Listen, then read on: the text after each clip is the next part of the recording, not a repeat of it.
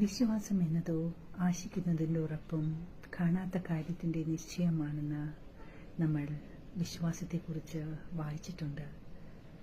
എന്താണ് കാണാത്ത കാര്യത്തിൻ്റെ നിശ്ചയവും ആശിക്കുന്നതിൻ്റെ ഉറപ്പുമെന്ന് നമ്മൾ ചിന്തിച്ചിട്ടുണ്ടോ?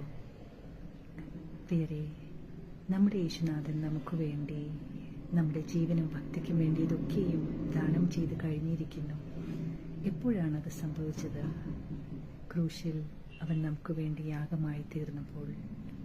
നമ്മൾ അനുഭവിക്കേണ്ടതായ സകലതും അവൻ്റെ ശരീരത്തിൽ വഹിച്ച് നമ്മളെ പൂർണ്ണമായി സ്വാതന്ത്ര്യത്തിൽ നിർത്തിയിരിക്കുകയാണ്. അനുഗ്രഹത്തിൽ തുടരണമെന്നാണ് അവൻ ആഗ്രഹിക്കുന്നത്. ആ ചെയ്ത പ്രവൃത്തി നമ്മൾ വിശ്വസിക്കുകയും അതിലൂടെ അവൻ നമുക്ക് നൽകിയിട്ടുള്ള സകല വരദാന ഫലങ്ങളെയും നമ്മൾ ഉറപ്പാക്കുകയും ചെയ്യണമെന്നാണ് കർത്താവ് ആഗ്രഹിക്കുന്നത്.